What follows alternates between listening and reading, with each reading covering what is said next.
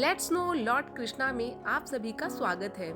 दोस्तों, आज मैं आपको भगवत गीता के अध्याय 16 का सार बताने वाली हूँ, जिसका नाम है दैवी तथा आसुरी स्वभाव, यानी the divine and demoniac natures. इस अध्याय में आपको जानने को मिलेगा कि दैवी और आसुरी लोगों का क्या स्वभाव होता है, उनमें क्या क्या लक्षण होते हैं, आसुरी लोगों की सोच कैसी होती है, किन 3 कारणों से व्यक्ति का पतन होता है और वो कौन से लोग हैं जो भगवान तक कभी नहीं पहुंच पाते हैं। साथ ही शास्त्रों का पालन नहीं करने से क्या होता है।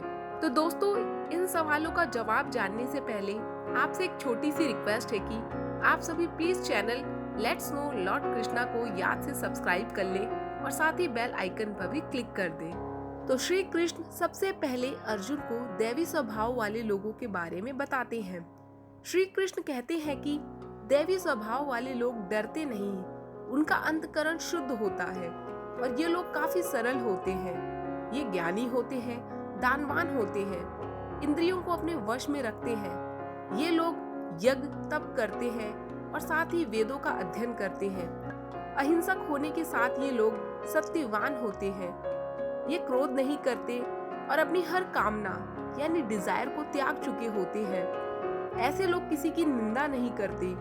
विनम्रता के साथ साथ वो सबके लिए दिल में दया और संभाव रखते हैं। ये सब दैवी संपदा को प्राप्त हुए लोगों के लक्षण हैं। इसके बाद बारी आती है आसुरी लोगों की। तो श्री कृष्ण अर्जुन को बताते हैं कि जो लोग पाखंड करते हैं, घमंडी होते हैं, अभिमानी होते हैं, मामूली बात पर भी क्रोध करते हैं, जिनके दिल कठोर होते हैं, जिनमें जरा भी विनम्रता नहीं होती और जो अज्ञानी है, ऐसे लक्षण आसुरी स्वभाव वाले लोगों के होते हैं।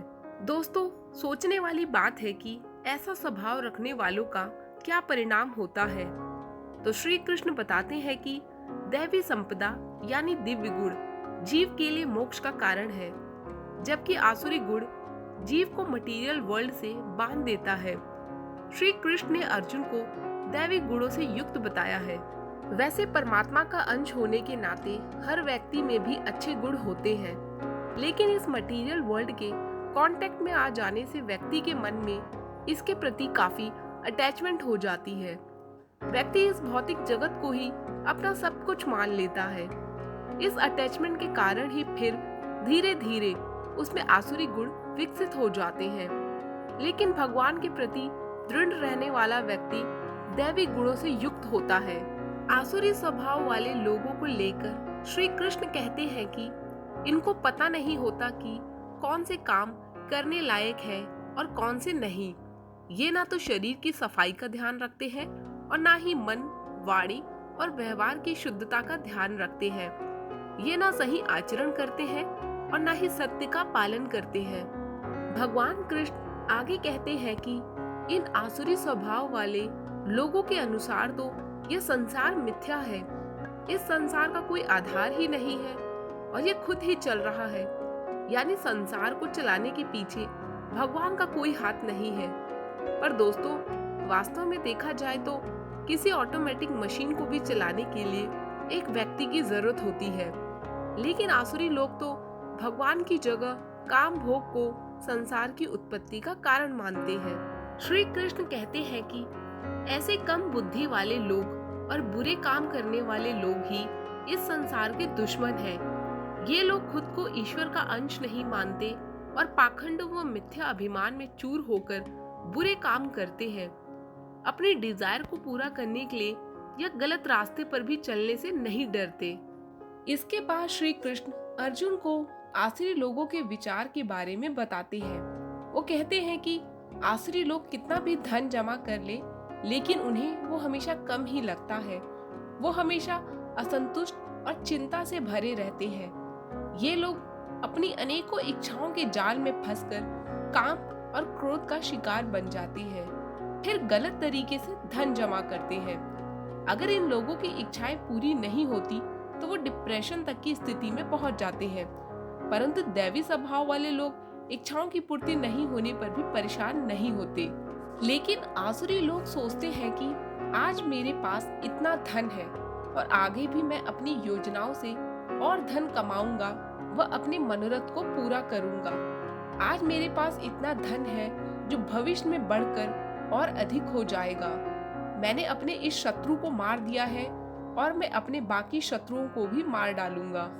ये लोग सोचते हैं कि मैं ही सिद्ध पुरुष हूँ, मैं ही बलवान हूँ और सुखी भी हूँ, मैं सबसे धनी हूँ और ऊंचे कुल में जन्मा हूँ।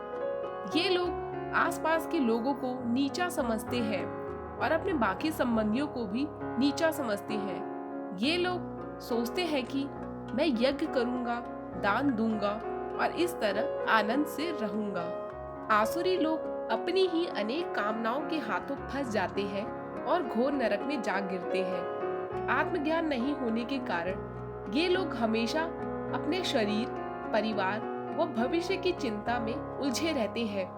साथ ही ये लोग वेद, पुराण व शास्त्रों की बातों को भी नहीं मानते। ये खुद को ही भगवान मानने लगते हैं और धर्म के प्रचारक बनकर भगवान के प्रति गलत धारणा को समाज में फैलाते हैं, जबकि इनका असली मकसद तो प्रचार के नाम पर फेमस होना होता है। श्री कृष्ण कहते हैं कि आसुरी लोग अहंकार, बल, घमंड, कामना और क्रोध से ग्रस्त होकर अपने व दूसरों के शरीर में व्याप्त मुझ ईश्वर से द्वेष रखते हैं।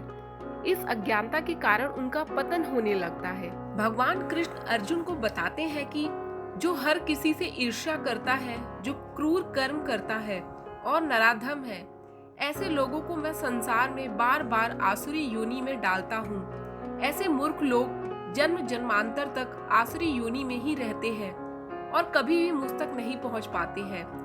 इस प्रकार वो और अधिक नीच गति को प्राप्त होते हैं। मनुष्य के अलावा कुत्ते, बिल्ली, शूकर जैसे अन्य 84 लाख योनियां हैं। नीच कर्म वालों को इनमें से कोई योनि मिलती है। अब दोस्तों, आप सोचेंगे कि फिर ऐसे आसुरी लोगों का कल्याण कैसे हो पाता होगा? तो इसका जवाब है कि भगवान कृष्ण द्वारा कई आसुरी लोग मारे गए हैं और वो मुक्ति को प्राप्त हुए हैं, जैसे कंस और पूतना। यानी भगवान द्वारा मारा गया व्यक्ति भी मुक्ति प्राप्त कर लेता है। इसके बाद श्री कृष्ण आगे बताते हैं कि काम, क्रोध और लोभ ये 3 नरक के द्वार होते हैं, जिनकी वजह से व्यक्ति का पतन होता है। इन तीनों के कारण ही एक शुद्ध आत्मा अशुद्ध हो जाती है, इसलिए इन्हें त्याग देना चाहिए। इनसे मुक्त होकर व्यक्ति आत्म साक्षात्कार के माध्यम से परम गति प्राप्त कर सकता है। श्री कृष्ण यह भी कहते हैं कि जो लोग शास्त्रों का पालन नहीं करते और अपनी मन मर्जी से सारे काम करते हैं, वो न तो सिद्धि प्राप्त करते हैं और न ही परम गति प्राप्त कर पाते हैं। इस अध्याय के आखिरी श्लोक में श्री कृष्ण अर्जुन को कहते हैं कि इसलिए व्यक्ति को यह जानना चाहिए कि शास्त्रों के अनुसार कौन से कर्तव्य करने लायक है और कौन से नहीं। यह जानने के लिए शास्त्र ही तेरे लिए प्रमाण है। तो दोस्तों, ये था अध्याय 16 का सार। अगर आपको वीडियो पसंद आई हो तो प्लीज इसे लाइक और शेयर करना ना भूलें। साथ ही channel let's know lord Krishna को भी सब्सक्राइब कर दें। धन्यवाद। हरे कृष्णा।